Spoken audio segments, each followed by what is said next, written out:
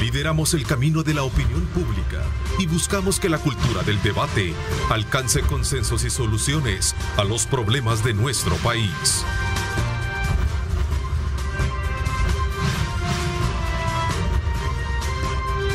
Diálogo con Ernesto López. Buenos días, El Salvador, ¿cómo están? Qué placer enorme, como siempre, estar con ustedes. Son las 6 de la mañana con 30 minutos. Bienvenidos a una edición más de su programa Diálogo 21. Gracias por estar con nosotros desde muy tempranas horas de la mañana con nuestra programación.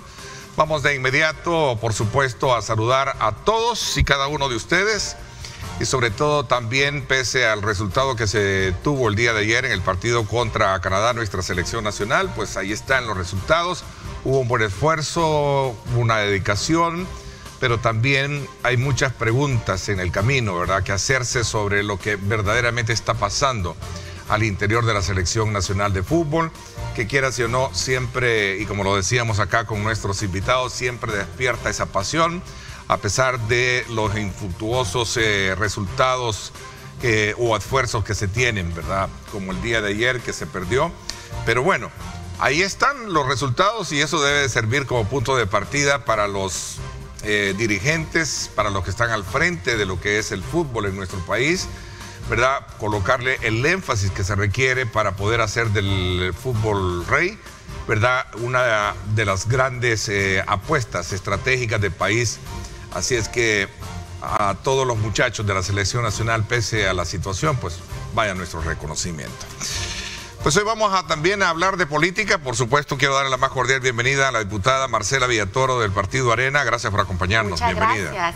Buenos días a todos los salvadoreños que nos están viendo desde sus casas y también pues la selección nacional, al final de cuentas, es lo que nos une como salvadoreños. Así que un saludo para todos los jugadores y también para todos los salvadoreños que ponen todo su corazón para ver a la selección nacional. Así es, un motivo de unidad que es el fútbol, así lo ya vamos a hablar un poco. Ricardo Godoy también, diputado del Partido Arena. Bienvenido, gracias. Gracias, Ernesto. Buenos días a todos los salvadoreños que ya nos sintonizan. Igualmente me sumo a la felicitación a todo un equipo que acompaña a nuestra selección, a todos los muchachos que dieron lo mejor de sí. Estuvimos siempre pendientes de todas sus participaciones y también a este proceso interesante que les mencionaba. Diego Enríquez, un saludo al profe y a todo este equipo que nos ilusionó en estas eliminatorias. Claro. Sí. Y ojalá el proceso pueda seguir adelante. Bueno, lo cierto es que esta mañana vamos a hablar, aprovechar la presencia de ustedes para hacer una lectura desde la perspectiva, como diputados, conocer esta sintomatología de renuncias que se están generando y algunas situaciones dentro del partido, pero también vamos a hacer una valoración sobre temas fundamentales que se han abordado en la Asamblea Legislativa como en las últimas sesiones plenarias y que han sido motivo y circunstancia de reacciones de muchos sectores y de preocuparse precisamente por el tema relacionado con la reforma que se planteaban al Instituto del Acceso a la Información Pública, que fue retirada, por cierto, en última instancia. Hablar también de otras, como esta ley de espionaje que en su momento también se ha hecho llamar, entre otros temas vamos a tener esta mañana. Como siempre, los invito a ustedes a que nos acompañen, participen, recuerden nuestros mecanismos de comunicación. Están disponibles para que usted pueda retroalimentarnos también con sus comentarios. Pero bueno, quizás un poco comenzar, Marcela, ¿cómo están ustedes desde luego como diputados en la bancada? Están viendo lo que está pasando dentro de su partido y ayer precisamente conversaba con, me voy a reservar el nombre, con uno de sus miembros del partido y se hacía la pregunta en el sentido de que, bueno, y no hay una posición oficial dentro del partido, no hay una voz cantante que digan, mire, vamos a hacer estos cambios, vamos a escuchar. No se está escuchando nada, pero al final quisiera conocer y comprender, ver desde la perspectiva de ustedes cómo están viendo esta situación, ¿sí? Sí, bueno, la verdad es que sí siento que se siente un ambiente completamente complicado. Sin embargo, pues nosotros como bancada, la realidad es que estamos bien unidos y eso es bien importante, que nosotros estamos trabajando en conjunto. Hemos tenido reuniones con la Comisión Política, hemos tenido reuniones con el COENA y también miembros de la CEN, que es la que ve todo el tema de elecciones internas dentro de nuestro partido, y lo que busca es hacerse una transición ordenada. Yo sé que muchas personas están hablando de que piden una renuncia del COENA.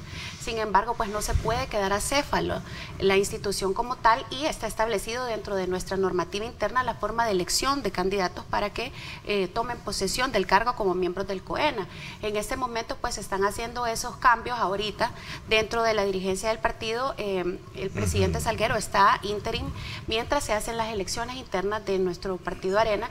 Tenemos conocimiento que hay una persona por el momento que quiere acceder para poder ser el presidente del partido y nombrar una planilla.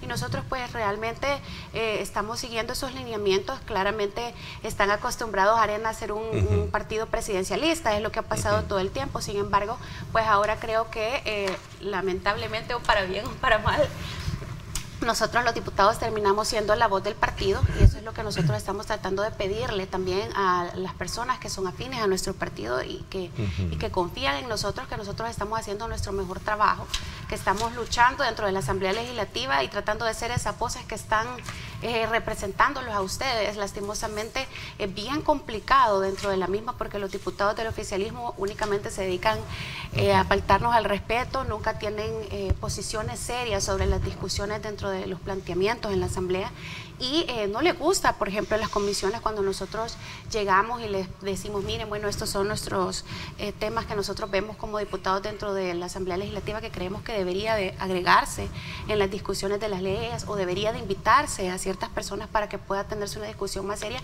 y ellos únicamente son pasapapeles. Entonces es bien complicado también, pues yo creo que la gente está acostumbrada a una forma como un poco más expuesta de nosotros los diputados, pero no se nos está dando la oportunidad dentro de la Asamblea Legislativa. Ok, ¿tienen o no tienen razón cuando hacen sus argumentaciones a la hora de anunciar su retiro del partido? Pues yo creo, Ernesto, que lo que estamos viviendo es un proceso normal y de maduración dentro de cualquier organización. En esta, pues, es un instituto político, como lo es Arena. Yo lo veo normal. Yo lo que veo es que un ciclo se cierra, otro ciclo se abre. Eso es también muy normal. Por la longevidad del instituto político, es natural que hay liderazgos que llegaron a culminar o que dieron todo lo que podían dar, y llega el momento en el que tienen que preparar su salida.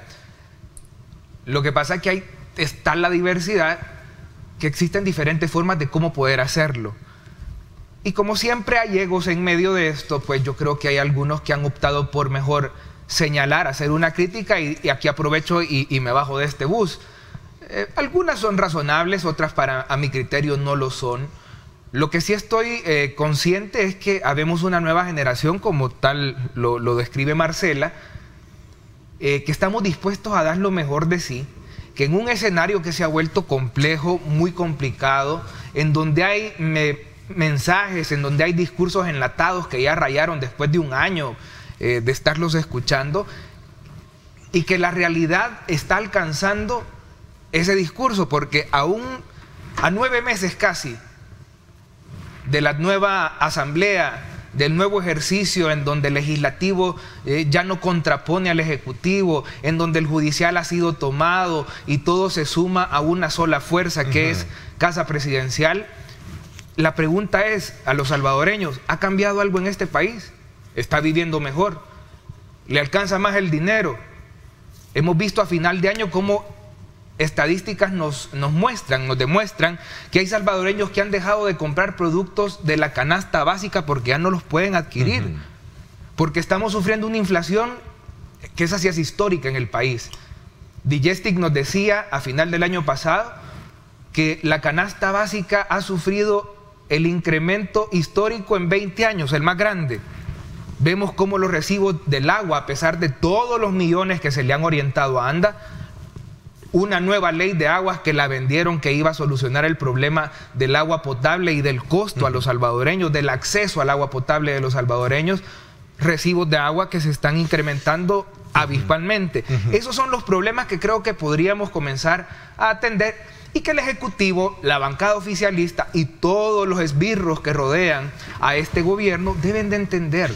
No estamos aquí para hacer un show de quién tiene la razón, sino de atender las realidades de los salvadoreños. Ricardo, ya vamos a hablar precisamente ya de esos temas, pero quisiera un poco, quizás, circunscribirme en la parte relacionada con lo que está sucediendo. Como tú lo dices, es un síntoma quizás de ciclos a cerrar, que puede ser un proceso, digamos, normal después de un periodo donde pasa desde luego a un escenario diferente, tanto de gobierno, etcétera, etcétera. Pero mira, por ejemplo, para este día, esta es una noticia que no sé si tan oficial puede ser, pero circula que el actual alcalde, el emblemático alcalde de San José Guayabal, Mauricio Vilanova, estaría también anunciando su separación esta mañana, ¿verdad? Precisamente del Partido Arena. Entonces, la pregunta es, precisamente, ¿será que todos los que argumentan su salida tienen la razón? ¿Hay algo que está pasando y nadie está atendiendo esa situación dentro del partido? A ver, veamos Marcela, también, ambos tienen la pregunta. Sí, veamos el contexto también de la situación. Yo creo que se les pasó un poquito la mano en la estrategia, porque hay una clara estrategia de desgaste hacia los partidos, no los llamemos de oposición, partidos que estamos señalando la realidad de este país y que lo único a lo que aspiramos o esperamos es atender necesidades reales de los salvadoreños. Veamos el contexto. El secretario de Comunicaciones de la presidencia, yo sí leo el diario El Salvador porque es interesante cómo ahí ellos van adelantando todas las acciones que van haciendo en contra de los que no piensan igual que ellos. El secretario de Comunicaciones de la presidencia ahora ya es columnista y sale ahí en una columna hace unos días, un par de días, en el que menciona... El secretario de prensa. De prensa, sí. ¿Te refieres al secretario de prensa? Sí, como me confundo entre tanta gente. Sí, está la Secretaría de Comunicaciones y está la Secretaría de Prensa. A veces cuesta identificar. Pero, a ver... Solo por el pelo. Pero veamos, porque no, quiero que contextualicemos, Ernesto.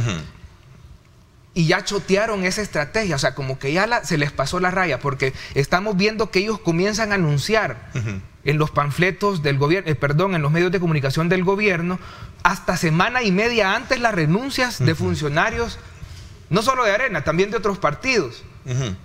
Entonces, eso te indica también que hay un contexto en el cual, pues yo vi las declaraciones del diputado Guillermo Gallegos, con mucho respeto, lo digo, los vi ayer, que él decía que uno de sus alcaldes que había renunciado había dicho tajantemente que le habían ofrecido proyectos, porque esa es otra cosa que tenemos que contextualizar. A eso quería el desarrollo local hoy ha sido supeditado y amarrado, centralizado a una dirección de obras municipales en la que también hay sometimiento de los funcionarios municipales a lo largo y a lo ancho del país.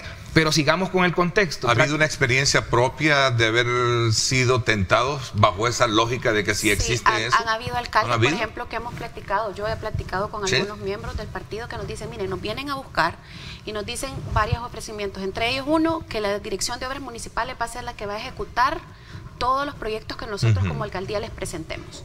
La otra cosa que nos dicen es, bueno, no se preocupen si renuncian por el Partido Arena, nosotros les prometemos que vamos a eliminar la parte donde dice de que los partidos políticos, una persona no puede continuar en la siguiente elección si ha corrido por un partido, nosotros tenemos la mayoría dentro de la asamblea, entonces lo que vamos a hacer es eliminar esa parte de la ley de transfugismo. Y entonces ustedes pues van a poder continuar dentro de la siguiente elección, y les dicen así como también si ellos tienen problemas dentro de la Corte de Cuentas o tienen procesos abiertos dentro de la Corte Suprema de Justicia, pues ellos van a trabajar para que estos procesos se continúen.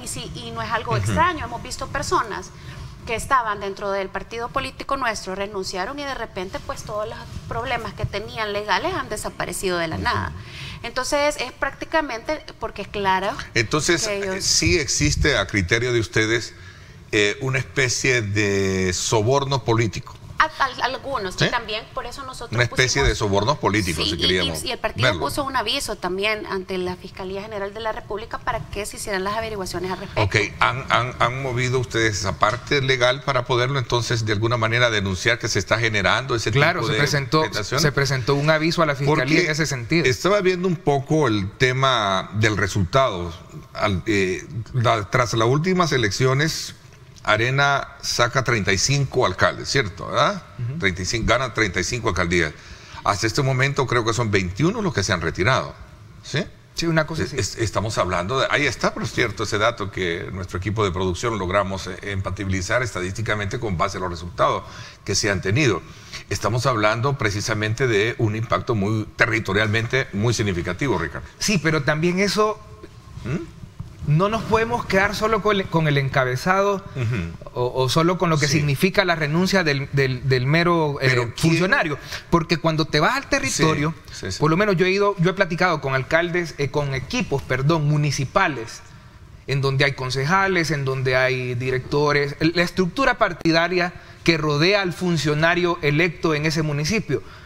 Me voy a reservar el nombre del municipio, pero yo me llegué a platicar con una estructura que eran 60 personas de un municipio en el que el alcalde recientemente renunció, y me llamó la atención algo. Un joven concejal, y me dice, mire, yo me siento contento. Ajá, le digo, explícame. No, me dice, es que mire, el alcalde ya había llegado al punto, después de tantos años de estar en el ejercicio, que ya no se hacía nada si él no lo aprobaba. Ni partidariamente, ni como alcaldía. Ya no había espacio para los jóvenes, ya no teníamos espacio para proponer y para diversificar, me dice, las ideas de cómo poder territorializar y conectar mejor con la gente. Entonces yo me siento tranquilo porque hoy, me dice, vamos a tener de verdad una oportunidad de participar aquellos que por años habíamos estado, me dice, cooptados por el liderazgo o la imagen del alcalde. Entonces, vámonos también a ver más a profundidad, porque esto al final puede ser también de beneficio. De beneficio no solo para un partido, que en este caso es nuestro partido Arena, sino en beneficio también de la población a la que aspiramos representar. Es como una autodepuración que traerá más, a tu criterio, más totalmente beneficio que contras. Totalmente. Aun y cuando vemos parte de una debilidad territorial que se estaría enfrentando. Pero ese es el punto. Arena siempre se ha depurado sola, toda la vida que ha pasado así, pasó con los diputados que se fueron para Ghana y que se llevaron a su gente y logramos resurgir. Creo que Arena siempre ha tenido eso, y eso es bien importante, y también hay personas que han buscado beneficios personales dentro del mismo partido, y yo no voy a dejarlo mentir. Por ejemplo, gente que acaba de renunciar del departamento de San Salvador, que han quedado de concejales, cuando uno llegaba al municipio de ellos era una gran extorsión, que lo que buscaban era para ellos y no para el beneficio de la población. Entonces esa gente que realmente a nosotros nos alegra que salga del partido, porque se le da para que nuevas generaciones y gente que realmente quiere trabajar por el país se una a Arena. Eso es lo importante. Y ha habido un cliché también, perdón que interrumpa, en la dinámica de la narrativa de este gobierno. Aquella frase que después se me hizo simpática, al principio era ofensiva, pues a mí me da risa, cuando dicen los mismos de siempre. Marcela y yo no somos los mismos de siempre. Yo creo que Marcela es mucho menor que yo. Eso es por caballerosidad. Pero yo creo que va a ser lo contrario. Yo creo que es mayor que yo. Ya sentía que iba a decir eso. Pero lo que quiere decir que ustedes representan una nueva generación que no tiene por qué incurrir en las culpas o los señalamientos pero del pasado, más allá de eso, Ernesto, la narrativa gubernamental nos ha venido metiendo en la cabeza a todos los salvadoreños eso, los mismos de siempre. Pero hoy estamos viendo, yo lo veo con simpatía y con mucha gracia, que hoy los mismos de siempre están formando hasta nuevos partidos. Cuando ya pasaron por 1, por 2, por 3 partidos políticos, y hoy vienen con una gran sábana santa a decir que ellos son la renovación que este país necesita. Por Dios, seamos serios. Se glorifican. La voz, digamos, se escucha solo la voz de los diputados en esta situación de crisis, si le queremos llamar, que está pasando el partido, y no la dirigencia. ¿Por qué razón? Bueno, yo creo que eso es algo que también ha respetado, por lo menos por parte de la dirigencia, que ha permitido que nosotros seamos los voceros, porque antes únicamente era el presidente del partido el que hablaba y nadie más podía decir nada.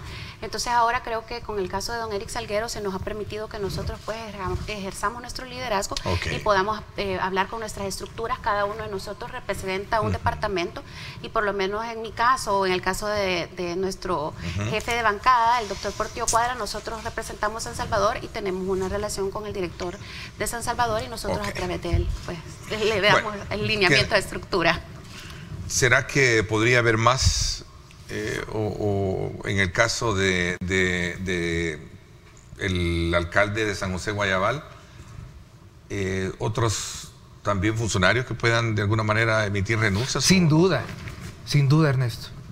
Porque ya esto, como te digo, ya lo vimos demasiado, al punto hasta que ya se choteó, y sin duda podría seguir sucediendo. A criterio de ustedes, detrás de todo eso hay mano peluda. Lo que pasa es que también ha habido, y no lo podemos ocultar, ya lo dijimos, hay un sometimiento estatal desde amenazas hasta favores. Lo dijo ayer también Guillermo Gallegos, claro, en este mismo programa, ¿no? Claro, y no es casualidad. Ponen el mismo formato para hacer las renuncias, o sea, llegan al nivel de descaro, que todos tienen el mismo formato.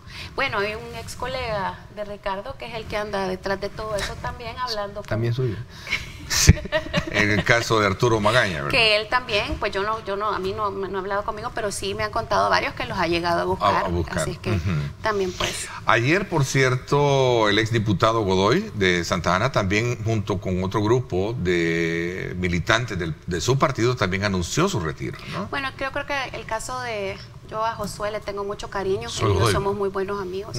Yo creo que las justificaciones él las entenderá y él sabrá por qué lo hizo. Yo creo que él sentía en su momento que tal vez no podía destacar mucho dentro del partido, pero pues esas son cosas y percepciones de él.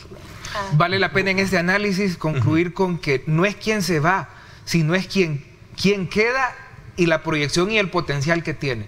Jóvenes en Arena hay, preparados, profesionales, con mucha mística, con mucho sacrificio.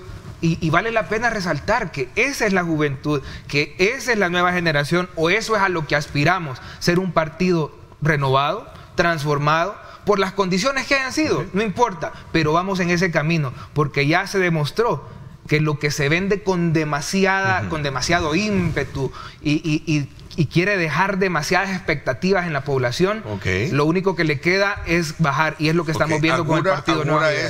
Esta situación, la asunción de un nuevo liderazgo joven, nuevas generaciones como ustedes dentro del partido, entonces, para cerrar este ciclo. Eso es lo que estamos buscando, y realmente se está tratando también de hacer esa separación y que se unan las personas que quieran. Interesante. Bueno, a ver, hablemos un poco de la Asamblea Legislativa, especialmente de la última relacionada con las razones por las cuales creen ustedes que se llevó en retroceso la propuesta de reforma a la Ley de Acceso a la Información Pública. ¿Qué pasó? Bueno, realmente fue una gran presión por parte de los medios de comunicación, y también fue una presión por parte de la sociedad civil en general, de que lo que se buscaba con esto era un retroceso a lo que en un inicio era la ley que buscaba la ley. Por ejemplo, ahora se estaba pidiendo que la información que era oficiosa, que era todo aquello, por ejemplo, el tema del patrimonio de los funcionarios, por ejemplo, bueno, las licitaciones y contrataciones, pues se volviera reservada. Entonces eso totalmente era un retroceso, porque no podían tener acceso a este tipo de información que era totalmente necesaria. Antes, por ejemplo, se elegía a través de unas ternas. Bueno, es lo que está establecido ahora en la ley. Lo que se busca con esta reforma es que ya no se vayan a través de ternas, y que sea el presidente de la República el que elija, por ejemplo, al presidente comisionado, y se le daban muchas más atribuciones al comisionado presidente. Entonces esto sí, definitivamente ponía en retroceso la información pública, y llegaba a un secretismo y oscurantismo dentro de las instituciones, que al final se traslada en una forma de corrupción, y que hemos visto, por ejemplo, en los casos de la pandemia, que hemos visto que nos dimos cuenta a través de información, de estas informaciones a través de otros medios de comunicación, que explicaban como cuando se hubieron robos dentro de la pandemia, mascarillas que se dieron a precios sobrevalorados, ventas de aires acondicionados a sobreprecio, entre otras cosas, que incluso se dieron a la Fiscalía General de la República, y que ahora no sabemos absolutamente nada al respecto. Entonces, por eso es la importancia de una ley de acceso. ¿Habrá sido también lo que en su momento algunos matutinos, como el periódico El Diario de Hoy esta mañana, titula "Oposición sospecha que Nuevas Ideas no quiere cargar costo político con esta reforma"? Primero que nada, en ese tema, sea lo que haya sido, en lo personal a mí me llena de mucha alegría, porque lo que estaba por suceder ante esa votación, Ernesto, y pueblo salvadoreño, era concluir el cierre de ese ciclo de la toma del poder total en este país. Era ocultar toda la información, no solo porque habíamos visto antes, en esta misma plenaria de esta semana, la aprobación de las reformas al Código al Código Procesal Penal, en donde ahí cerrabas ese ciclo, en donde ya no había información pública, en donde aquí todo es secretismo, todo lo que conviene, ojo, porque aquí las instituciones, duele un poco reconocerlo y decirlo, pero estamos viendo cómo todo el aparato estatal se vuelca en contra brutalmente de los que se atreven a pensar diferente a ellos. Entonces te digo, lo que haya sido, pues qué bien y gracias a Dios que no sucedió. Sí hay fisuras dentro de la bancada oficialista, sí hay fisuras dentro de las estructuras de representación en alcaldes, en diputados, entiendo que hasta en ministros, porque ya hay gente que gracias a Dios se está remitiendo a la razón. Y sí, espero que ya la valentía de la representatividad de la investidura que tienen los diputados de Nuevas Ideas y sus capacidades, porque hay gente también capaz en medio de ellos, pueda comenzar, pueda comenzar a llevar a las riendas de este país desde el legislativo, en un escenario donde prime la razón y no la emoción ni una estrategia politiquera que vemos recurridamente todos los días. Ojalá este expediente ya no vuelva a ser tomado en cuenta. Las reformas que se planteaban eran reserva de todos los datos, cerrar casos sin denuncias, sanciones a particulares y, como lo decía Marcela, en su momento darle mayores potestades al presidente del instituto para que él fuera en su momento tener mayor hegemonía. Entonces, es que esas son las incongruencias, Ernesto, porque si se aprueba una ley de espías cibernéticos, de agentes cibernéticos. Ya vamos a hablar de esa ley también, pero, que esa sí se aprobó, ¿no? Sí, no, claro. Por eso te digo, si se aprueban este tipo de leyes, o si se quiere estar adentro de toda la intimidad de cualquier salvadoreño, pero se pretende ocultar la información que a mí no me conviene que se sepa.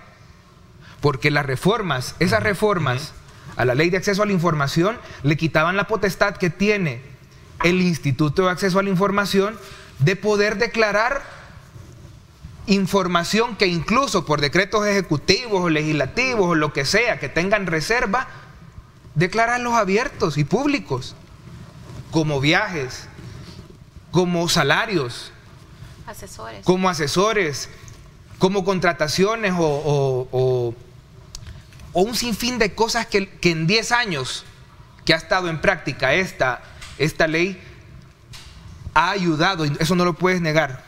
Como comunicador de la realidad política salvadoreña, sabes que en 10 años esta ley de acceso a la información ha permitido que los salvadoreños sepamos que la función pública muchas veces comete demasiados errores. Muchos candados que a lo largo también desde el surgimiento se pusieron. Pero ahora como periodista te pregunto, ¿cuál sería tu perspectiva de la aprobación de esta ley? Es necesario que existan todos aquellos, se cierren todos aquellos portillos que de alguna manera no permitan, desde luego, tener los alcances de una verdadera fiscalización que debe haber, sobre todo cuando se trata de fondos públicos. Si lo quieres preguntar, eso es de ciencia, ¿no?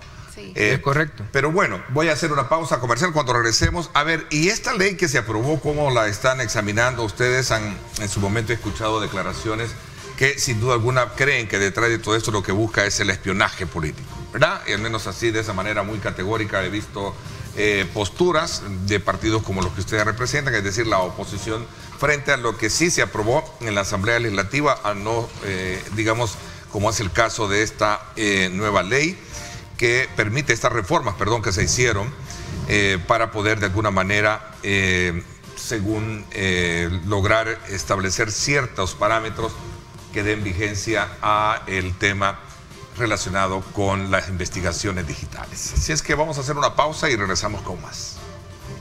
Pide tus medicamentos a tu farmacia del ahorro. Súmate a nuestros clientes que confirman que su app del ahorro es fácil de usar, fácil de pedir. Descarga ya tu app del ahorro. Como siempre, aprovechamos invitarlos a ustedes a que precisamente aprovechen el ahorro que solo Farmavalue le proporciona. Recuerde, Farmavalue, tu farmacia del ahorro, ahí puedes obtener los precios más bajos todos los días.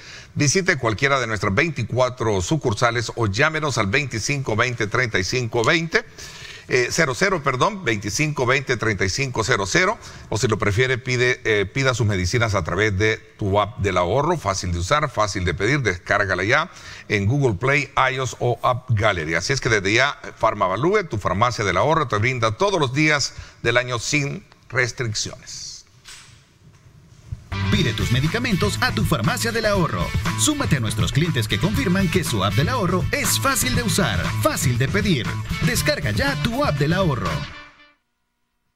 Bien, gracias nuevamente. Continuamos conversando esta mañana con los diputados Marcela Villatoro y Ricardo Godoy de la fracción del Partido Arena, en una valoración sobre las últimas iniciativas que se han abordado en la Asamblea Legislativa y que tienen que ver precisamente con el acceso a la información pública, ciertas reformas que se planteaban y que fueron retiradas a última hora del Pleno. Pero también se aprobó lo que para muchos significa ciertas reformas al Código Penal y que tienen que ver con delitos informáticos, a lo cual le han hecho llamar precisamente espionaje político, ¿cierto? Veamos. Sí, la verdad es que estas reformas lo que buscan definitivamente es espiar a los ciudadanos y más que todo también a los periodistas, que usualmente pues hemos tenido conocimientos de que ellos hacen investigaciones por su lado para poder, por ejemplo, combatir la corrupción o darle a la población en general que tenga conocimientos sobre lo que se está pasando dentro del gobierno. Nosotros recordemos, por ejemplo, que a varios de los funcionarios se nos envió un correo por parte de Apple que nos decía que nuestros dispositivos electrónicos estaban siendo vulnerados por esta plataforma de Pegasus y que decían varios del gobierno, bueno, pero a mí también, bueno, es que también a ustedes que son funcionarios los están investigando y ustedes ni siquiera se están dando cuenta. Esto significa que ni siquiera en ustedes confían. Entonces es bien importante ver que se le dio a varias figuras de funcionarios y también a varios periodistas. Los mismos llevaron a través de una organización no gubernamental que ve este tipo de casos y vio definitivamente que sus teléfonos estaban siendo vulnerados. Entonces lo mismo está pasando, estaría pasando otra vez con esta ley contra delitos informáticos, estas reformas que se le dieron a la ley. Por ejemplo, había el tipo del agente encubierto de que lo que busca es entrar dentro de las plataformas digitales de las personas y hacerse pasar pues para poder obtener información, pero no está establecido cuánto tiempo ni cuáles son las razones, ni a través de quién se va a hacer. Otra cosa era la vulneración, por ejemplo, que se da de poder acceder por ejemplo, a las fotografías, poder acceder a los micrófonos, poder acceder a las imágenes que tienen las personas o los documentos que están dentro de los dispositivos electrónicos de los ciudadanos. Y ellos decían, bueno, por ejemplo, antes se podía hacer a través de un juez, pero era un juez de instrucción en un proceso establecido a través de la Fiscalía General de la República y ahora puede ser por un juez de paz. Y recordemos que ahorita, por ejemplo... es la ley, estás refiriendo a la ley de escucha telefónica, sí, ¿verdad? Que decía que era a través de eso. Okay. Pues ahora, por ejemplo, esto puede hacerse de esa forma también. Entonces es bien complicado porque lo que puede pasar es que recordemos que ahorita los jueces que están son jueces que son a favor al gobierno.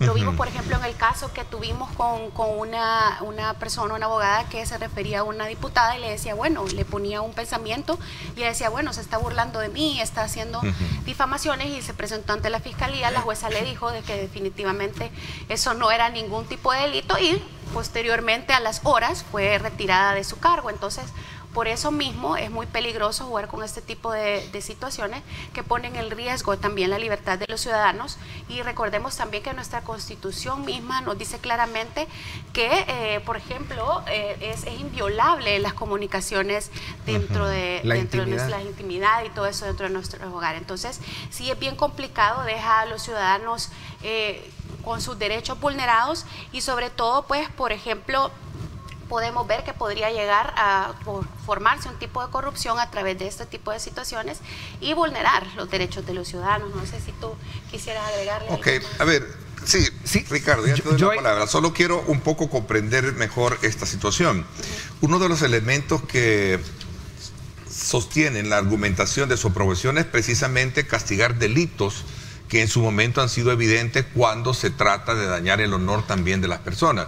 Hay una conjugación de valoraciones sobre la base legal que puede tener, como también, decías tú, del aprovechamiento que puede existir desde el punto de vista de legal de estarte espionando, de estar haciendo, digamos, indagando con cuestiones que van más allá de lo que podría ser de una parte legal, es decir, un espionaje independientemente en este caso político. Sí, pero en ese tema, Ernesto, yo sí quisiera comparto todo lo que Marcela muy bien ha dicho, pero no podemos ser también tan obcecados en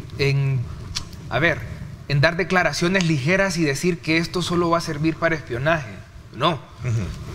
Todos los salvadoreños somos testigos de todo el crimen hasta organizado que se ha creado en torno a las tecnologías.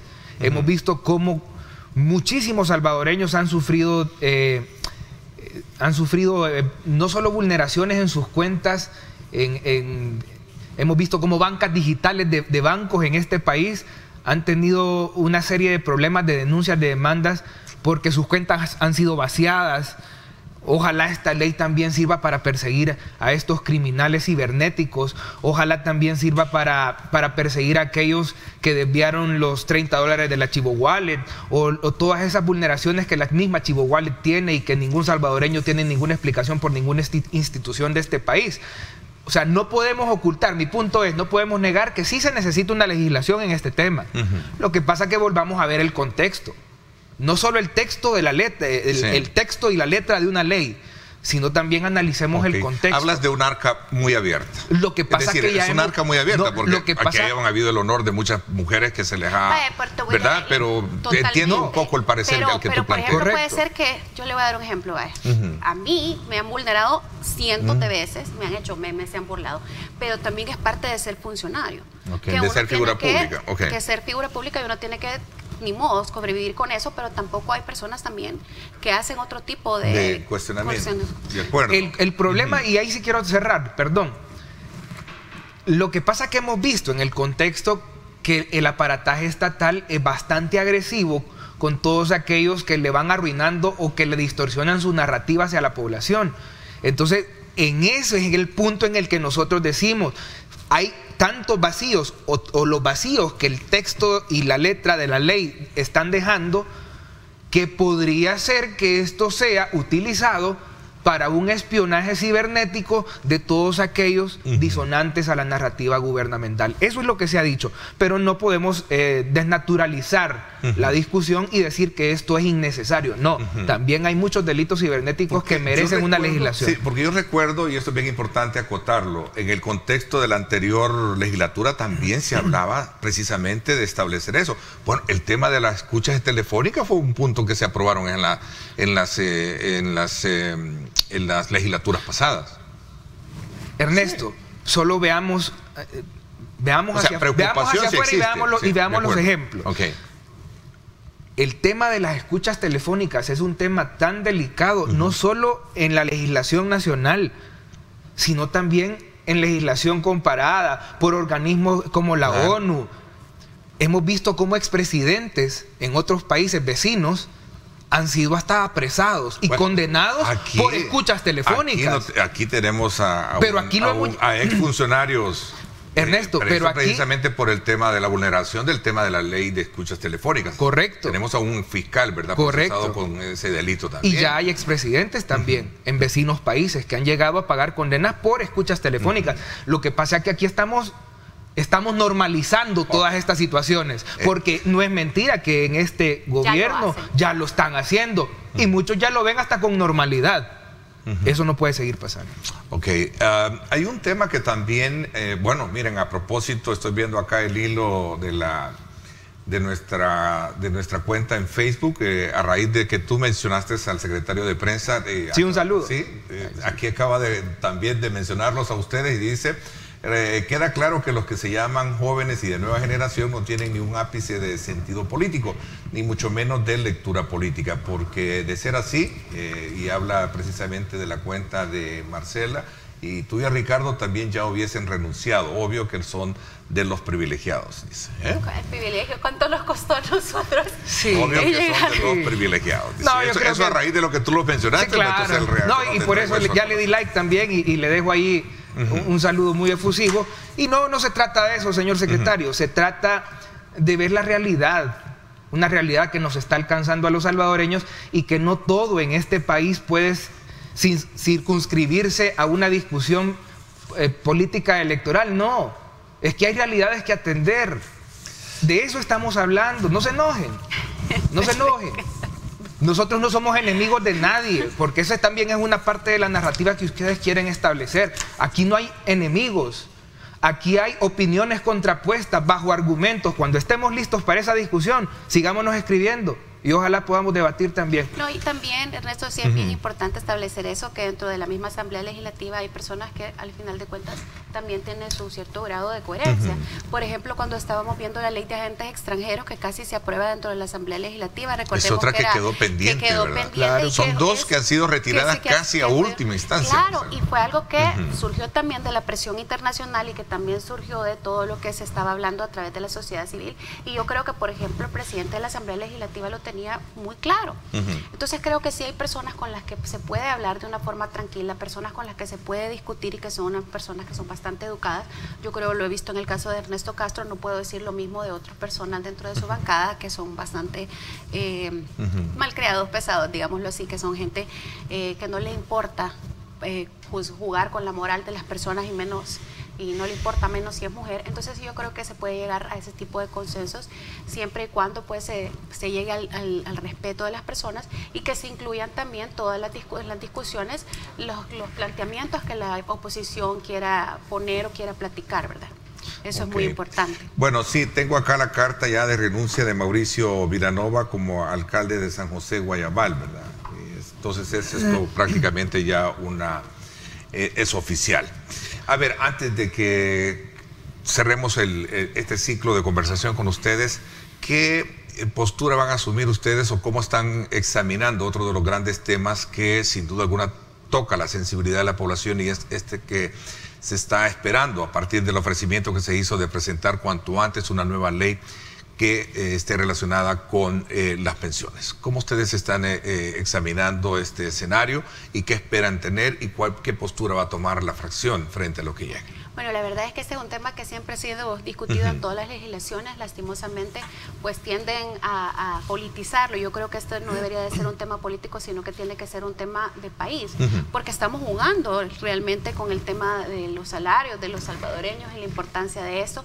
Yo creo que debe de involucrarse a todos los aristas que forman parte para buscar una solución a esta problemática tan importante y sobre todo que sea algo que respete el patrimonio también de las personas, porque no puede estarse jugando con el dinero de los salvadoreños y tomarlo por parte del Estado, que fue lo que pudo pasar en anteriores en situaciones anteriores, y lo importante es siempre salvaguardar esa parte de los ciudadanos y sobre todo pues que se tomen en cuenta todos los sectores involucrados para que se pueda llegar a una decisión final. A ver, porque se trata de un tema que abarca una serie de sensibilidades, igual como el tema del agua, pero el tema del agua al final terminó aprobándose y creo que también no fue muy bien asimilada desde la perspectiva de ustedes, ¿no? Que al final fue lo que tanto dijeron que Arena quiso hacer, al final fue una privatización.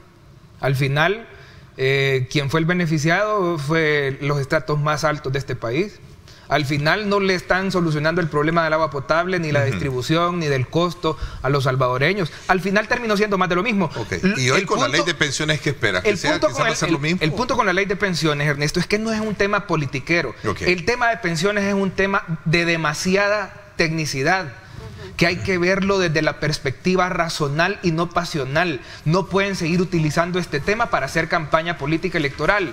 Este es un tema de actuarios, este es un tema en donde personas certificadas tienen que dar sus mejores ideas y posiciones para que los salvadoreños tengan sus mejores garantías. Yo no estoy en contra de que se haga una reforma, sino es más, yo soy de los que estoy en total disposición de que este sea un diálogo verdadero, en donde la tecnicidad pueda garantizarle una pensión digna a los salvadoreños. Lo que pasa es que no podemos seguir nada más cayendo en la jugada o en la estrategia de vender humo, porque es lo que nos han estado vendiendo. Si no, veamos cómo los gobiernos se vienen pareciendo. Y por eso yo digo, ¿quién es más de lo mismo entonces ahora? La realidad de los salvadoreños no ha cambiado, ha empeorado. Vemos una dirección de obras municipales que me recuerda al primer gobierno del FMLN, que fue el más populista que hemos tenido, en donde hoy los conos son celestes, los uniformes son celestes. Yo me acuerdo cuando Funes y todos los alcaldes y todos los diputados que ganaron ocupaban todo rojo, las estrellas en las alcaldías, murales rojos por todo El Salvador. Hoy son cianes, son lo mismo. A eso es lo que no tenemos que permitir llegar. Bueno, aunque eso ha sido una de las tradiciones y costumbres históricas también que siempre han tenido la mayor parte de partidos cuando han estado al frente. Pero este gobierno se ha jactado de romper ese ciclo y lo está repitiendo, señor. Ok, Ricardo, gracias por habernos acompañado. Vamos a tenerte más adelante acá con nosotros y te agradezco mucho que nos hayas acompañado. Gracias, Ernesto, y felicitarlo por su trabajo y por estar siempre al pendiente de la realidad de los salvadoreños. Muchísimas gracias también, Marcela. Gracias por habernos Ernesto, acompañado. por habernos invitado. Ya saben, aquí tienen las puertas abiertas todos los partidos políticos, pues esta es una plataforma que abre ese abanico de participación en cumplimiento a nuestra agenda de poder ofertarle al televidente, desde luego, los diferentes puntos de vista con relación a los temas que están gravitando en nuestro medio. Vamos a conocer cuáles son las proyecciones tiene de apoyo al fortalecimiento de todos aquellos rubros empresariales de desarrollo en nuestro país desde la perspectiva de Bandesal para el año 2022. Vamos a hablar con el presidente Juan Pablo Durán en cuestión de segundos, no me cambie. Son las 7:17. Regresamos.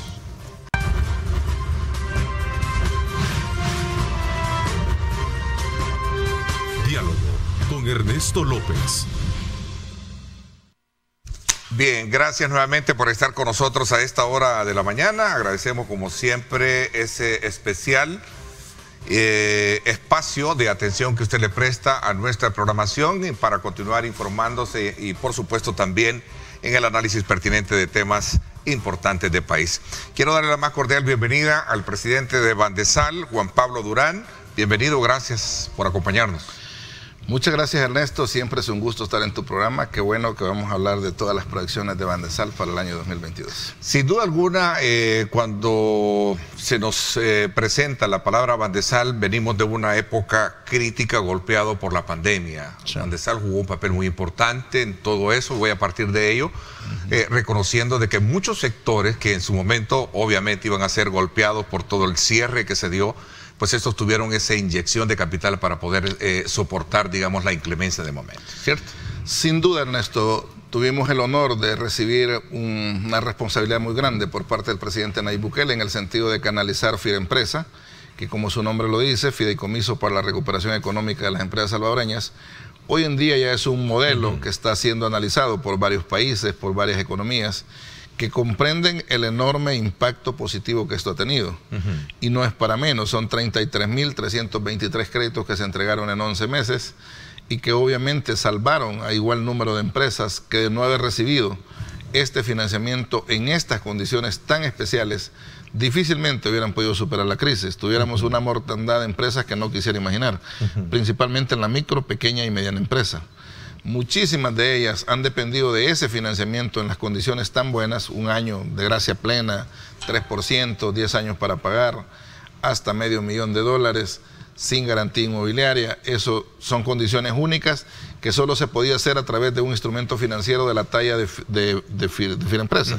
Solo con un fideicomiso podíamos canalizar recursos, además de una forma mucho más flexible y expedita como la que hicimos durante su ejecución. Cuando uno revisa todos los créditos más los subsidios que le entregamos a diferentes sectores, estamos hablando que al día de hoy Firempresa ya canalizó 82.657 operaciones.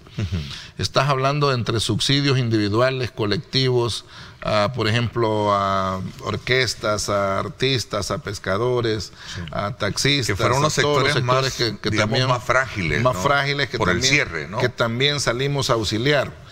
Ya a estas alturas, déjame decirte que Firempresa, que inició con $600 millones, esos 600 millones prácticamente están agotados, están canalizados, pero se sumaron 100 millones más para efectos de subsidiar también el incremento al salario mínimo, el cual ya tenemos en plena ejecución. Estamos hablando que ya 614.8 millones de los 700 millones que recibimos han sido canalizados. Por supuesto, el resto va a ser en la medida que mensualmente le vamos pasando a las empresas el subsidio, el incremento al salario mínimo. Juan Pablo, digamos como en el entorno de esas modalidades de trabajo que se dieron, la experiencia ha sido positiva porque sin duda alguna, si no tuviésemos una intención o una modalidad de trabajo como se proyectó con Bandesal, difícilmente quizás hubiésemos superado situaciones teniendo una banca, digamos, privada, que sin duda alguna tiene su propio giro comercial. No estoy de alguna manera entrando en detalle o cuestionándolas, pero aquí aquí sí estábamos hablando de otro tipo de rostro social, ¿cierto? Totalmente. Y déjame decirte que cuando ya ahorita se comenzó el análisis de impacto, se está haciendo un análisis muy profesional, muy técnico para medir el impacto que tuvo Finempresa. Porque cada financiamiento de esos, aunque haya sido de 20,000, 30,000, 40,000, 5,000, 100,000, 200,000, generó un impacto positivo en cada una de las empresas que lo recibieron. Este dinero tiene una característica especial, porque va directo, le he llamado yo, al torrente sanguíneo de la economía. No es lo mismo inyectar dinero para consumo que inyectar dinero para que se multiplique, generando una cadena virtuosa de más producción, más empleo, más tributo, más exportaciones, etcétera, etcétera. O sea, se genera una cadena que simplemente se convierte en una bendición para nuestra economía y para nuestro país. Precisamente por eso, al haber ideado este fideicomiso, el equipo económico liderado por el presidente Nayib Bukele, y al haber establecido estas condiciones tan especiales, creo que fuimos muy asertivos. Las cosas no se dan por accidente. El crecimiento económico que ha tenido el país no es solo por el efecto de un rebote. El rebote nos hubiera hecho crecer un 2, un 3, un 4%, pero jamás un 10%.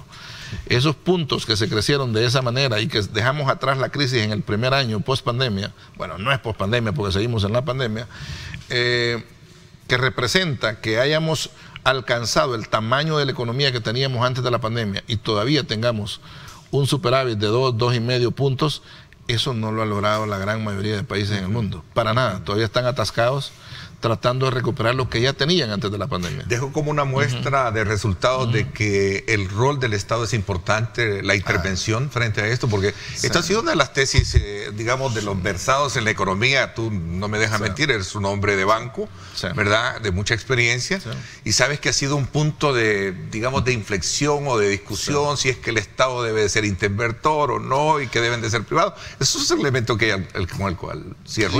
¿Quién te puede rebatir la cadena de beneficios de Finempresa? Fíjate esto, ya empezamos a cobrar. ¿Cuántos millones son que se colocaron? Más de 505 millones, más de 505 millones de dólares en puro crédito, sin poner los subsidios por aparte.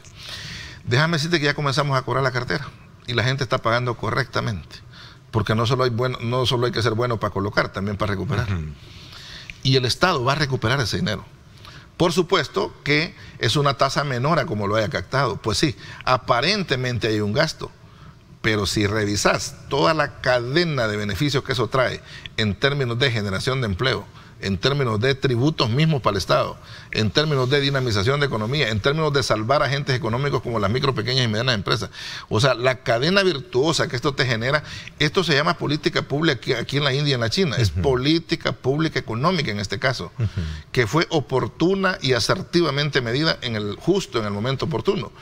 Me dice, por ejemplo, la gente de Córdoba en Argentina, nosotros quisiéramos ejecutar eso. Yo les decía, valórenlo porque posiblemente ya sea demasiado tarde. O sea, ya no basta ejecutar un Finempresa cuando ya tenés una mortandad de empresas. Ok, vi una gira Una gira que, déjame decirte, que ha dejado tan entusiasmada a la gente de Argentina que vienen 50 empresarios argentinos. ¿Con qué objetivo se hizo? Fíjate que era un poquito, porque ese es un elemento bien importante, replicar un modelo. El banco se está internacionalizando. El banco, a través de su brazo de entrenamiento empresarial, a través de convertirse en un auténtico banco de desarrollo, se ha convertido en un ícono latinoamericano en banca de desarrollo. Estamos hablando que ya empezamos a llamar la atención, vienen 2 eventos internacionales fuertes que se van a hacer en El Salvador este año, donde vamos a generar un intercambio. Y fuimos a Argentina justamente a hacer un intercambio. ¿Intercambio con quién? Con los bancos estatales de Argentina, con las universidades de Argentina y con las gremiales empresariales de Argentina. Y la sorpresa es que ya estando allá y en la medida que íbamos expresando todo lo que habíamos hecho, provincia tras provincia mostraba el gran interés en venir a El Salvador, tanto por el lado gubernamental como por el lado de las gremiales empresariales, para venir a aprender, a descubrir lo que nosotros ejecutamos desde Finempresa, desde lo que nosotros estamos haciendo en entrenamiento empresarial, que les llamó muchísimo la atención. Déjame decirte que en este viaje graduamos a 42 empresarios argentinos que entrenamos desde nuestro centro de entrenamiento empresarial virtual. Recordad que tenemos un aula virtual en inglés y en español. Por primera vez exportamos conocimiento. participaron mexicanos, participaron venezolanos, ecuatorianos y argentinos. Y en la Pontificia Universidad de Buenos Aires me tocó el honor de graduar a argentinos que muy efusivamente agradecieron el intercambio que tuvimos desde Bandesal. Basados en esa experiencia de cómo... Hoy la Alianza Latinoamericana de Universidades me ha pedido un convenio con 64 universidades de toda Latinoamérica para que les transfiramos la metodología de plan de negocios bancables que nosotros estamos dando entrenamiento. Esto para que tengas una idea de la dimensión. Aquí en El Salvador estamos entrenando a todos los cuerpos catedráticos de la gran mayoría de universidades. Le estamos transfiriendo el componente práctico que debe de llevar un plan de negocios bancable. Porque las academias han caído a la cuenta que tienen mucha teoría, pero obviamente la práctica la tiene Bandesal, con la normativa, con los criterios, con la gestión de riesgo, con las mentorías de empresarios que llegan a transmitir sus experiencias a los nuevos empresarios y que les ayudan a desarrollar visión y a crear capacidad de desarrollar sus empresas. Este es un ejemplo que ya está llamando la atención en Latinoamérica. Déjame contarte que en Latinoamérica Bandesal se va a convertir a la vuelta de 2 años, se escucha cuando te lo estoy diciendo, en 2 años habremos consagrado el modelo, porque lo seguimos trabajando, lo seguimos perfilando.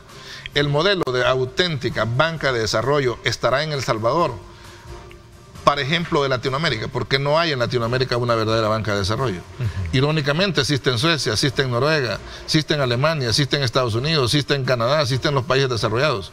Todos los países desarrollados tienen un motor muy fuerte que se llama Banco de Desarrollo. O sea, un actor diferente a lo privado. Correcto, porque es el que mete competitividad. A eso quería llegar. Es el que apoya a los sectores. ¿Bandesal metió presión en el mercado? Digamos en el Vamos rubro. a ver, no sé si presión, pero metió competencia. Y la competencia es sana y buena. Ok, interesante. Vamos a seguir hablando de eso. Me están pidiendo una pausa comercial. ¿Cuáles son los proyectos que se tienen también de cara a este otro nuevo año? Perfecto. Seguimos en el segundo mes. Ya del año 2022, así es que vamos a hacer una pausa y regresamos conversando más con el presidente de Bandesal, Juan Pablo Durán, sobre estos y otros temas. ¿Tiene interrogantes, tiene preguntas? Pues escríbame, vamos a trasladárselas en su momento.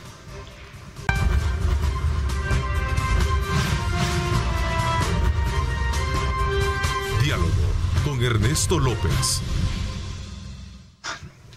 Gracias nuevamente por estar con nosotros. A ver, hablábamos un poco sobre el factor de competitividad o el factor de presión dentro del mercado para poder ver ahora una banca de desarrollo. Presta al auxilio de las necesidades de aquellos sectores que obviamente partimos del tema de la pandemia, de cómo nos golpeó, pero ahora ya vamos al año, ya vamos como queriendo salir. Hay unos expertos en el área médica que ya sostienen después de este tema del Omicron, que me alegra que hayas también superado, ¿verdad?, ese proceso, igual que este servidor, y mucho gracias a Dios. Sin duda alguna ahora estamos viendo a ver cómo salir ya de este escenario de pandemia y entrar ya, bueno, a reconstruir de nuevo ese tejido económico de países como los nuestros, ¿cierto? Un banco de desarrollo siempre será una gran bendición para la economía, porque no distorsiona el mercado, pero sí lo vuelve competitivo. Y en la competitividad el consumidor es el que tiene la ventaja. Te pongo un ejemplo, en El Salvador hay pocas áreas que se gestionan con competitividad, muy pocas áreas.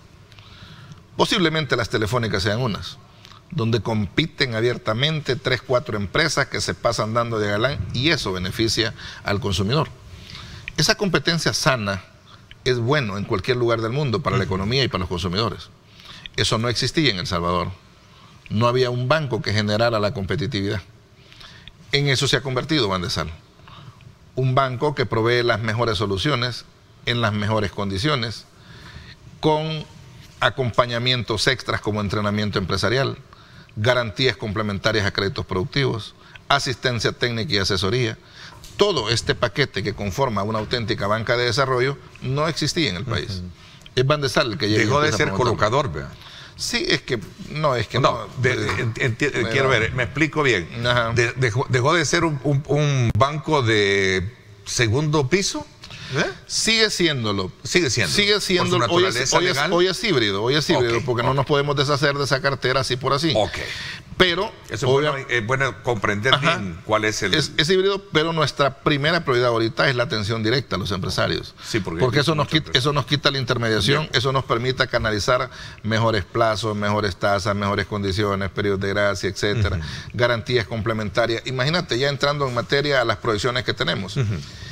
Creemos que vamos a crecer cuando menos 200 o 250 millones de dólares en el año en crédito, pero además vamos a colocar 135 millones en garantías parciales a créditos productivos. 135 millones son 270, porque nosotros garantizamos el 50% del financiamiento que te da otro banco y nosotros te ponemos la garantía para que puedas crecer más rápido. Lo que pasa es que hicimos un ejercicio bastante simple, honesto, yo creo que vale la pena que el pueblo lo sepa. Cuando llego a la presidencia del banco, me doy cuenta que la economía estaba en una condición totalmente anémica, frágil, complicada, por 4 razones básicas. La primera de ellas es que muy pocos empresarios grandes, un número pequeño de empresarios medianos, insuficientes pequeños empresarios y una gran cantidad de informales o de microempresarios. Esa fue la fotografía que le sacamos a la economía cuando llegamos al banco. Entendimos que habían razones estructurales por las que eso había pasado. ¿Por qué se había concentrado en tan pocas empresas la economía? ¿Por qué las medianas no pasan a ser grandes? ¿Por qué las pequeñas no se hacen medianas? ¿Por qué las micros no se hacen pequeñas? ¿Por qué no siguen ese curso normal que debería de llevar una empresa como en cualquier país del mundo?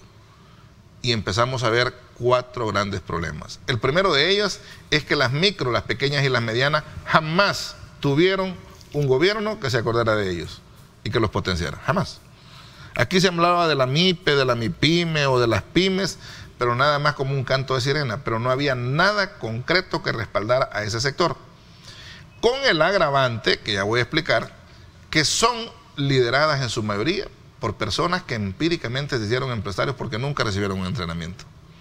Entonces empezamos a ver las 2 grandes falencias. La primera es, no hay un financiamiento oportuno en las mejores condiciones y muchísima micro y pequeña empresa trabaja nada más para los bancos porque las tasas y las condiciones son demasiado elevadas y jamás van a poder crecer, porque toda su utilidad se les va prácticamente en la tasa o en las condiciones que el banco les pone. Y ahí entra en juego la palabra competitividad. Ahí va la palabra competitividad. Cuando nosotros entramos en muchas mejores condiciones, tanto de tasa, de plazo, de periodos de gracia, de condiciones, de destinos, de todo eso, obvio se vuelve sumamente competitivo. Sí. Porque el resto del sistema tiene que acompañarnos y tiene que, bueno, si se van a llevar un buen cliente, mejor le mejoro las condiciones para que no se lo lleven. Pero eso va generando una cadena virtuosa. Segundo, nos dimos cuenta que el segundo problema por el que no se crecían las empresas es por falta de entrenamiento empresarial. El arte de ser empresario ya está inventado, ya está creado, ya sabemos el perfil, ya sabemos qué es lo que hay que hacer para ser un buen empresario. Sí, pero eso no te lo dicen ni en la casa, que te dicen que estudies para tener un buen empleo, y de un solo te van encajonando que vas a ser empleado. ¿Sí?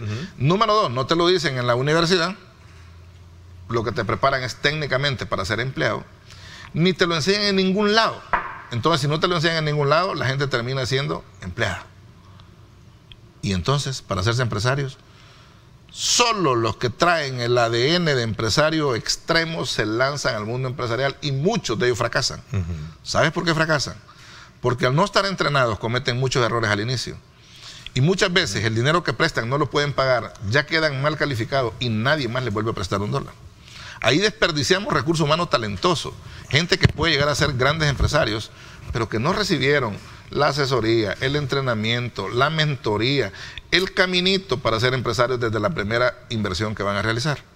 Nadie les enseña que primero tenés que reflexionar en qué área de la economía te vas a involucrar, cuál va a ser el perfil que debes de tener, qué debes de tener cuidado, dónde debes de ser asertivo, cómo debes de mitigar los riesgos, cómo manejar el efectivo, cómo calcular su valor, cómo hacer todo eso que es elemental para ser empresario exitoso, nadie te lo está mostrando. Por eso es que Bandesar creó su propio centro de entrenamiento empresarial. ¿Quiénes accesan, quiénes llegan ahí?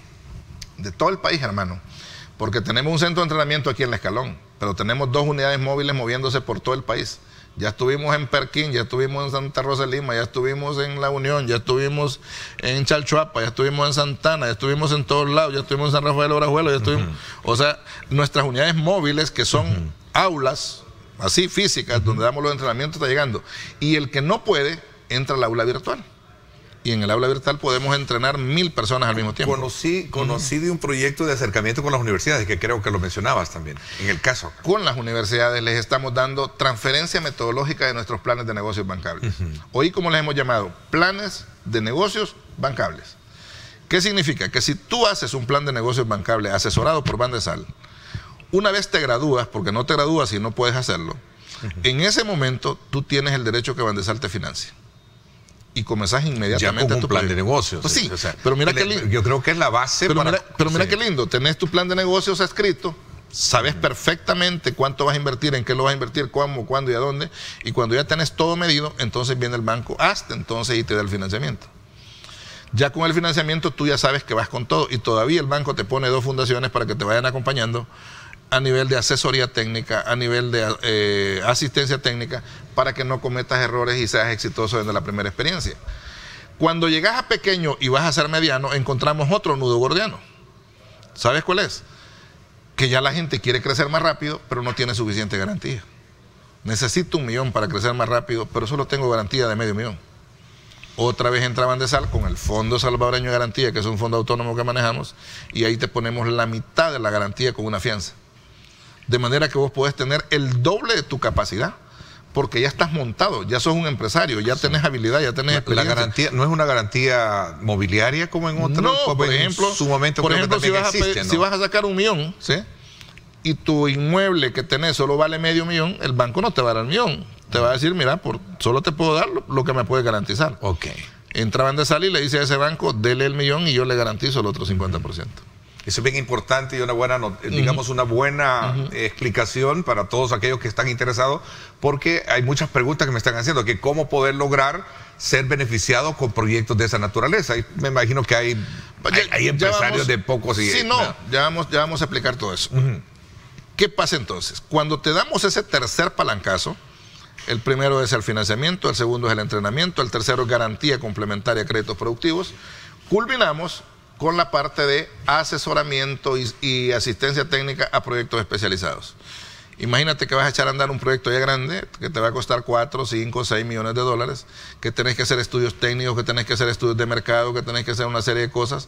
El banco te acompaña con fondos no reembolsables para que hagas eso. De manera que vos no te veas gastado en eso, sino que vayas de una forma segura a hacer esa inversión. Y si son temas de impacto social o de impacto ambiental, con más prioridad los apoyamos. ¿Por qué? Porque un banco de desarrollo está muy conectado con el tema ambiental y con el tema social. Si tú me dices, fíjate que voy a hacer un centro comercial y necesito 10 millones de dólares, puede ser que te apoyemos o puede ser que no. Un centro comercial per se no nos llama mucho la atención. Pero si tú me dices, voy a construir 1000 casas de interés social, que el fondo ya me los tiene calificado, que los va a financiar al 4%, que los va a financiar sin prima, ese 1000 casas necesito 3 millones de dólares para hacerlas, 5 millones de dólares para hacerlas. Ese criterio no es muy abierto, entonces, o cómo lo circunscribes para poderlo... Porque lo que voy viendo es el impacto positivo. Me da la impresión que es el directorio de Bandesal, ¿verdad? Frente a ti. Claro, hay unidades de riesgo, hay unidades de análisis, hay unidades de todos. Esa calificación. Pero obviamente la presidencia juega un papel clave a la hora que vamos determinando aquí vale la pena respaldar. Si me vas a llevar una granja solar, me vas a llevar una energía eólica, vas a producción de energía biomasa, yo sé que eso nos mueve la matriz energética, yo sé que eso nos da energía sostenible, energía limpia. Por supuesto que son proyectos apetecibles para el banco. Entonces, ves, este no es un banco solo por ser banco. Este banco tiene que priorizar su papel en la economía, porque está jugando también la parte social, no solo la parte económica. A mí sí me interesa que 1000 personas tengan casa. Y por supuesto, si vas a hacer casas de interés social para familias humildes, a mí me interesa potenciarte y apoyarte como constructor. El rostro social del banco. El rostro social del banco es fundamental. El famoso rostro que es parte de una jerga en el área bancaria que mucho se habla. Por eso hablamos de fomento al desarrollo, y en fomento al desarrollo pasamos donando dinero. Ayer donamos a la Federación de Béisbol.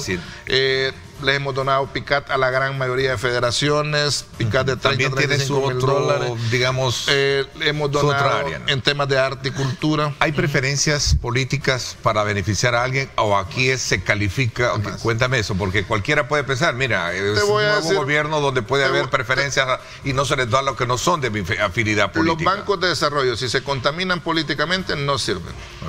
Te lo digo enfáticamente. bendito sea Dios, estamos en un gobierno absolutamente inclusivo, absolutamente participativo. Por secreto bancario no te puedo contar, pero te podría poner ejemplos de personas a las que le hemos dado financiamiento que te sorprenderían. Okay. No lo puedo hacer, obviamente, por secreto bancario.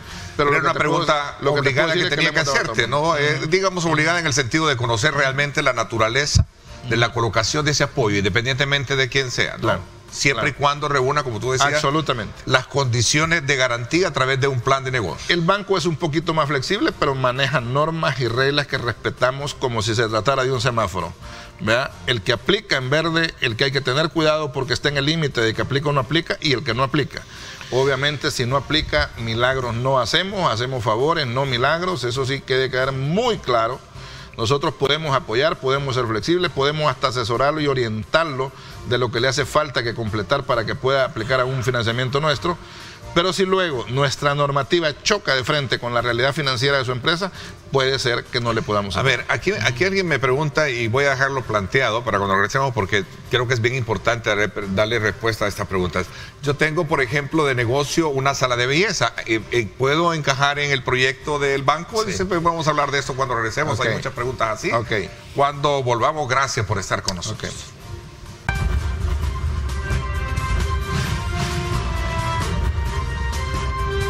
Diálogo con Ernesto López. Gracias nuevamente por estar con nosotros. ¿Hay categorías de negocios para ser apoyados en Bandesal? Un poco concurriendo a la pregunta que hacía Miren, esa es la parte linda en Bandesal. Tenemos hasta para el sector informal, con Banca Emprende y Banca Mujer, ¿verdad? Ojo con eso, Banca Mujer, un programa exclusivo para mujeres, con tasas mucho mejor, plazo mucho mejor, podemos consolidarle su deuda sin problema, se pasa con nosotros sin ningún problema.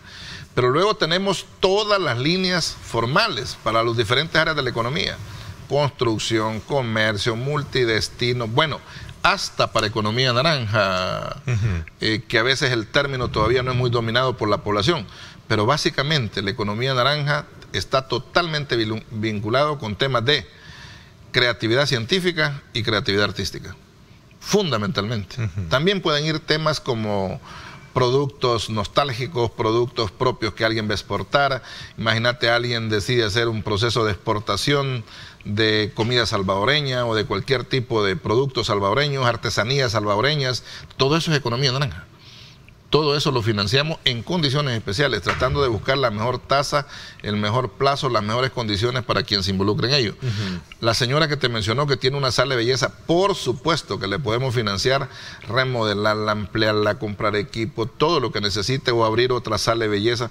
Todo eso son procesos empresariales, son emprendimientos que el banco está listo para apoyar.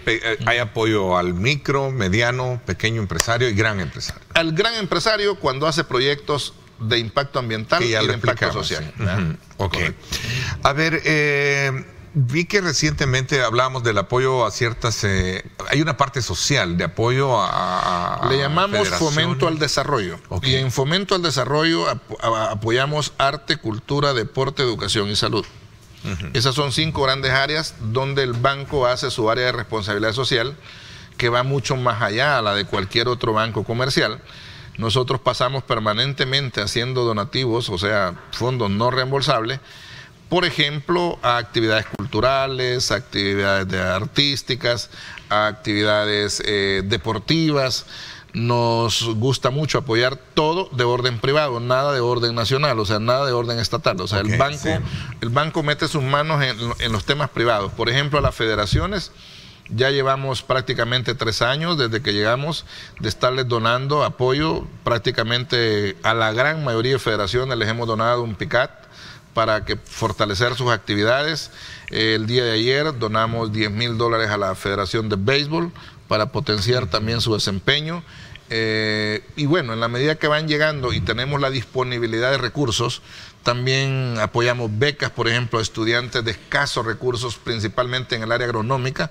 Nos interesa muchísimo el tema agronómico. En la ENA, en la Escuela Nacional de Agricultura, tenemos un convenio de cooperación donde nosotros vamos financiando a esos muchachos o señoritas que se decidan por el mundo agronómico para que podamos tener suficientes profesionales para la reactivación de la agricultura que viene en camino.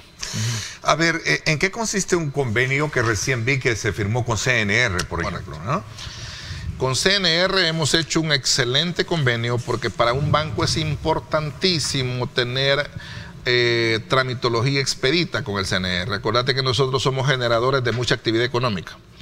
A partir de un financiamiento nuestro hay una gran cantidad de operaciones de orden tributario que tiene que ver con hipotecas, tiene que ver con verificar la condición de un inmueble, que tiene que ver con saneamientos, que viene a ver con certificaciones extractivas. Hay una cantidad de cosas que hay que estar viendo en línea. Ese convenio nos permite, buscando las medidas de seguridad para las dos instituciones, poder estar en línea, haciendo un proceso mucho más expedito para poder atender de mejor forma y con mayor rapidez a nuestros empresarios. Obviamente también el CNR pone a disposición de Bandesal a sus mejores técnicos para que nos apoyen en la parte de entrenamiento empresarial. La parte de entrenamiento empresarial tiene una parte registral, donde le mostramos y le enseñamos a los futuros empresarios todo lo que ellos tienen que cuidar, todo lo que ellos tienen que legalizar, a veces patentes, marcas, etcétera, que la gente no sabe, que tiene que irlas a registrar al CNR, que tiene que resguardarlas por seguridad, las marcas mismas comerciales, etcétera, etcétera. Ese es un tema bastante educativo a nivel empresarial, donde agradecemos muchísimo a su director, a Camilo Trigueros, con quien tenemos una relación muy estrecha de trabajo, y eso nos está permitiendo hacer procesos mucho más expeditos a la hora que estamos canalizando créditos, gracias al respaldo y al apoyo que estamos teniendo del CNR. A ver, esto sin duda alguna se enmarca también dentro de la proyección que se tiene, como decíamos, para este año. Creo que es de colocar alrededor de $200 millones para este otro año. Sí, 200 en para crédito el sector productivo y 135 en garantías. Tengo un dato acá, sí, que son Bandesal inyectará 200 millones al sector productivo este año, 2022. Eso es lo mínimo.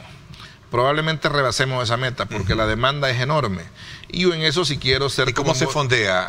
Bandesal se fondea con los bancos multilaterales. Recordad que tenemos al Banco Interamericano de Desarrollo, al Banco Centroamericano, al Banco Europeo. Estamos en gestión con el Banco Mundial. Por supuesto, pronto vamos a gestionar con la CAF, el Banco Latinoamericano, donde el país está ingresando en este momento gracias a la decisión del presidente Nayib Bukele. Ahí va a haber otro fondeador más. También fondos OPET que nos han ayudado también con un financiamiento importante, y bancos de primera línea que también nos están respaldando, como Bladis. Estamos en conversaciones con otros bancos a nivel internacional, porque la idea es mantener suficiente liquidez para atender esa enorme demanda que tenemos en Bandesal. Al convertirnos en el banco que tenemos las mejores condiciones, es obvio que tenemos desbordada la cantidad de solicitudes. Estamos tratando de agrandar nuestro número de ejecutivos para mejorar la gestión, fortaleciendo las áreas estratégicas del banco, la gestión de riesgo, la evaluación y análisis crediticio. No basta crecer, Ernesto, hay que crecer pero controlado, con calidad. La cartera tiene que mantenerse sana. Una buena gestión bancaria no solo es entregar dinero, sino saber recuperarlo. A ver, ¿quiénes califican para poder ser formados empresarialmente? Pregunta acá. Todo el que tiene el espíritu emprendedor o empresarial, el que quiere hacerse empresario. Eso sí, de ese curso de entrenamiento vamos a saber si tiene el perfil de empresario o no. De cada 100 que entran se gradúan 28, 25, 30.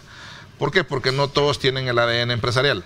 Pero el que lo tiene, el que aprende rápido, el que entiende la lógica empresarial, al que rápidamente va armando su propio proyecto, al que le vemos confianza, al que le vemos el perfil propio de un empresario, a ese terminamos graduándolo con su respectivo plan y por supuesto financiándolo.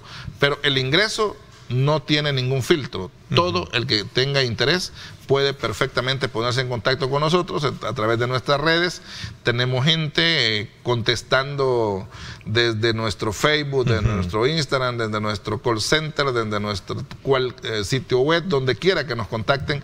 Nosotros estamos respondiéndole a las personas que muestran el interés de participar en estos cursos de entrenamiento. Bueno, y estamos hablando que son 33,000 las que se han beneficiado con todos estos proyectos de Firempresa, por ejemplo. Las que recibieron crédito. O sea, te estoy hablando 33,000 créditos. Para cualquier banquero sabe que esa es una cifra enorme para ejecutarla en 11 meses. Claro. No lo hubiéramos podido hacer si no hubiera sido una estrategia muy efectiva donde nos apoyamos en la banca estatal, la banca cooperativa y Bandesal para impulsar la canalización de estos recursos a los sectores productivos. ¿Siguen vigentes proyectos, créditos para proyectos turísticos? Sí. Sí, el turismo lo estamos respaldando, trabajamos de la mano con la ministra Morena Valdés, muchísimos empresarios a veces la buscan a ella nos la refiere, los atendemos, vemos la viabilidad de su proyecto, hacemos todo el análisis, en Surcir hemos colocado varios millones y seguimos colocando, y cualquier otro emprendimiento o cualquier otro proyecto de orden turístico que califique, tiene prioridad dentro de Bandesal. Ok, hay otras preguntas que están siempre vinculadas al mismo tema. Es decir, hay una precalificación, ya tú dices que no, es aquel que tiene el ímpetu de querer aprender y ser formado empresarialmente, porque se habla de una precalificación. No, para entrar no. Ya estando adentro, nuestros equipos técnicos, los mentores mismos, todo el mundo va viendo el desempeño de cada participante. Y obviamente al final sí buscamos que quien termine con un plan de negocios sea una persona que genere la confianza de que va a ser un exitoso desde el momento que le damos su primer financiamiento. Eso pasa por ver la habilidad, la capacidad que tiene a la hora que se está desenvolviendo en su plan de negocio bancable. ¿Satisfecho con lo que se ha hecho y lo que viene por delante? Sí, sueño que en 2 años El Salvador tenga en su territorio y en su gobierno el mejor banco de desarrollo de Latinoamérica. No nos vamos a quedar ahí, nuestra malla curricular en entrenamiento empresarial sigue creciendo, hoy le vamos a sumar mentores internacionales, quiero contarte que vamos a dar cursos internacionales de entrenamiento empresarial, no vamos a esconder nuestro conocimiento, lo vamos a dar a conocer a toda Latinoamérica, le estamos tocando la campana a todo mundo de que llegó la hora de formar empresarios, de entrenar empresarios y ya no solo seguir generando millones de empleados. Ok, quiero agradecerte que nos hayas acompañado como siempre para darnos importante información que tiene que ver precisamente con ese ADN de la economía del país y que sin duda alguna requieren muchos sectores que están tratando la manera todavía de salir más adelante de los problemas que se han tenido a raíz de la pandemia. Gracias por habernos acompañado. Muchísimas gracias, Ernesto. Bendiciones al pueblo salvadoreño. Y me decía tu equipo que la unidad móvil se va a estar... Las unidades móviles están por llegar a la ciudad de Santa Tecla y Zacatecoluca, 2 cursos de entrenamiento, uno en Santa Tecla y otro en Zacatecoluca. Hoy para fin de mes están llegando nuestras unidades móviles, ahí para los emprendedores o pequeños empresarios que se quieran entrenar. Los emprendedores o pequeños empresarios, ahí está información, ingresen a la página web de Bandesal, ¿verdad? Ahí está toda la información y la conexión que ustedes necesitan. Gracias nuevamente por haberme acompañado. Muchísimas gracias. Bueno, por mi parte, esto es todo por hoy. Les agradezco como siempre la fiel sintonía y la participación muy activa. Gracias, pásenla bien y como siempre recuerden lo más importante, amar a Dios sobre todas las cosas.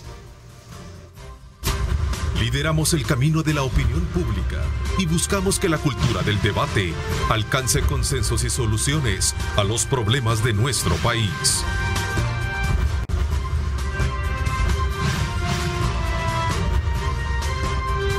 Diálogo con Ernesto López.